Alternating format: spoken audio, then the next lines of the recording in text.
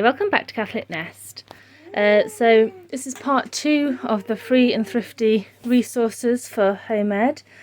I ran out of storage on my last video and then forgot to include part of it, so I thought I'd add a second part.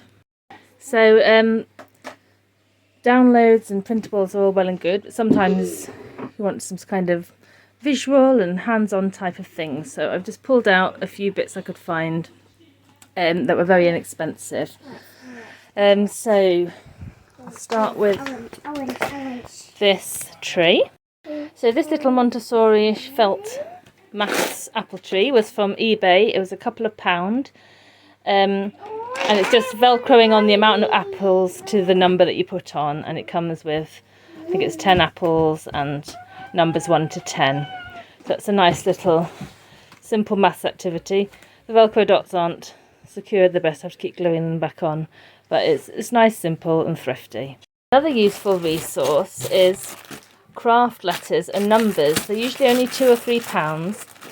So if you're learning counting or alphabet or even spelling and things with your child, instead of getting like the Montessori movable alphabet and things like that, you could just make your own. Either just keep them plain or do it the Montessori way with the vowels red and the consonants blue, or is it the other way around? Consonants red and the vowels blue. But that's a really nice cheap resource, and they do them in numbers as well. You just put in craft letters or numbers in Amazon or eBay, and you'll get this kind of thing come up. Another cheap maths resource on eBay is you can get these intelligence sticks. I think it's under £5 or around £5 when I got these.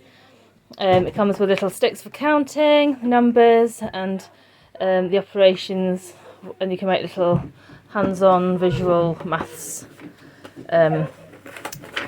problems for them to solve. Mini whiteboard is definitely worth a purchase. Pick them up for £1 or £2 in B&M, places like that. I've found that my children are much more willing to do spelling or maths if they can do it on a whiteboard or a blackboard. It makes it much more sensory and enjoyable for them. Anything can be counters. So we have these little glass pebbles from B&M. They're about £1.50 for a big jar of them. We often use these as counters. You can use anything really, dolly pegs or acorns you find in nature, just being a bit creative and cutting back where you can. Bit of a funny one, but I often use these raffle cloakroom tickets, which are only £1.49 from B&M, just for number recognition, and just kind of, you can use them in games or just kind of pointing to random numbers and getting them to say what it is. Lots of different options and very cheap. It's quite good for kind of numbers 1 to 1,000. There are loads of really good classic educational books and living books available in the public domain online that you can actually print yourself. This is my very poor effort of trying to print a couple of books, Home Geography by C.C. Long and Secrets of the Wood. Very poor attempt at binding, but maybe it's something. It takes a bit of practice, I think. There are some good tutorials on YouTube about how to do it, and obviously making it look a bit nicer than mine. But it's a good free resource, and of course you could use them on a tablet without having to print them. I'll share a couple of other little useful sites that I've used here and there, or that I've come across. This is timestables.me.uk. It's a times table generator. Thought this was quite good. You select the times table you want to practice. So you wanted to practice 7s, 8s and 9s. Then you just generate the quiz, and there would be a printable straight away for you practicing those tables. So that's really good for like a quick extra practice, or if they need to practice a certain times table. So I thought that was a really good resource. So this is a similar thing for grammar. It's K5 Learning. So grammar worksheets, you can pick your grade. So you had a grade 4 child and you really needed practice with sentences. What kinds of sentences you wanted? Fragments to full sentences, Gives you a worksheet on that. Open the PDF and print it off. There's so much like this online. This is just like a tiny bit of it. Another site I use a lot is Teachers Pay Teachers. If you sign up and then you just put what you want. I've just done as an example oceans here. If you scroll down to the side and select free, it'll give you all the free resources in that category for things to do with oceans. And there's usually pages and pages of them in all sorts. They're really good for like book studies and things like that as well. Under the home, another free curriculum online. I've used a lot of copywork from these, which I can show you. So these are under the home. So I printed some of these off for my 5-year-old for later in the year, or just to have really for any of the younger ones when we get to that point. So really nice and clear in print. But yeah, you just press on whichever topic for whichever level you want, and it will give you, so say poetry, okay, lesson 1, and it'll have a little video there, a little poem. I think there's more to it on some of the other ones, but yeah, loads of resources there. So Mystery Science, I think even you initially sign up, I think you get about a year of access to their free lessons. We've already done them, so I can't demonstrate them. We did this quite a few years ago when the boys were smaller, but I have to say they were really good.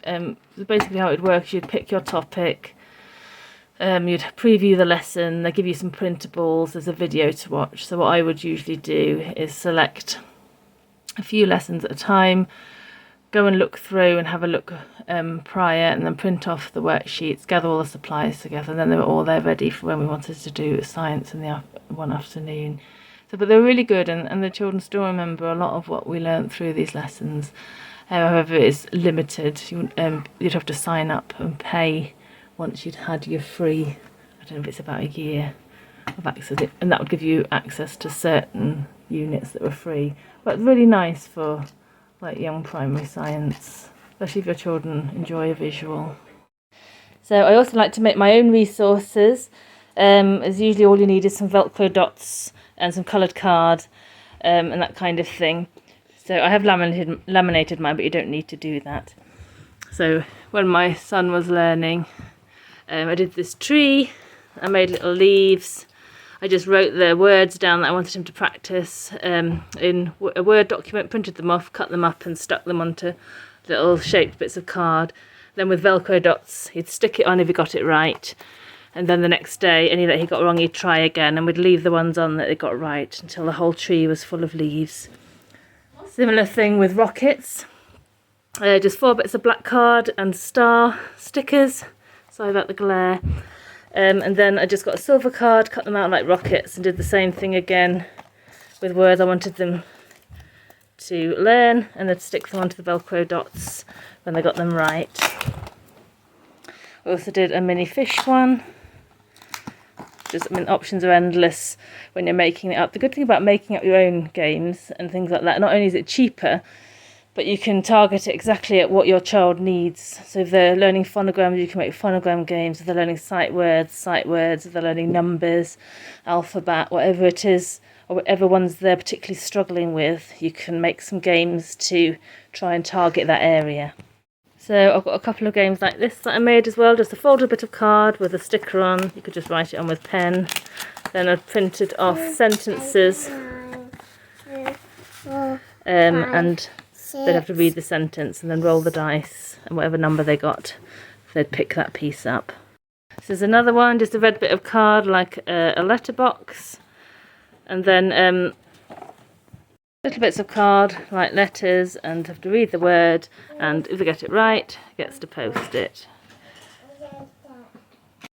I also have just an envelope full of different ones, Christmas baubles, bananas, and different phonogram whales, and these are just to use in sensory bins, or like a Christmas themed one, just to use in different kind of tough spots and stuff like that, or just to hide around the house, and they'd have to find them and read them. So just literally just cut out of card, nothing groundbreaking. Also got these little carrots that I made, and this is to put in a little sensory bin of black beans or something like that, and to plant them all with just the top sticking out, and they'd pull them out and read the word, and I could replant them or harvest them. So obviously if you don't enjoy doing things like this, then obviously it wouldn't be for you, but I find that it just helps break up the reading process sometimes, to do something a bit different. And my children have always appreciated the games and the more visual hands-on things, just as a little additional thing to the lessons. And of course there's Twinkle, which I think any home educator knows about now by this point, but also worth noting that they also do religious bits and some Catholic bits. We've had a good few bits over them from the years that we've made kind of flip charts for learning. We've got the chasubles, 10 Commandments, various symbols, something else here. Oh, different symbols again, yeah. So loads of bits there. Sometimes bits you don't expect to be on there. And again, just downloading stuff from their display bits, like a load of octopuses or something like that, and making a game out of it and sticking words that they need to learn on them and that kind of thing. So loads of free bits again. I'll leave it at that for now, but hopefully that's been helpful to someone. Try to choose things that aren't as well known, aside from Twinkle, as I think some of the resources are that well known, like Reading Eggs and Math Seeds and things like that, and Twinkle, that everyone knows about. So it's nice to try and find things that are a little less popular or a little less known about. So thanks for watching. Please consider subscribing to support my channel. Thank you.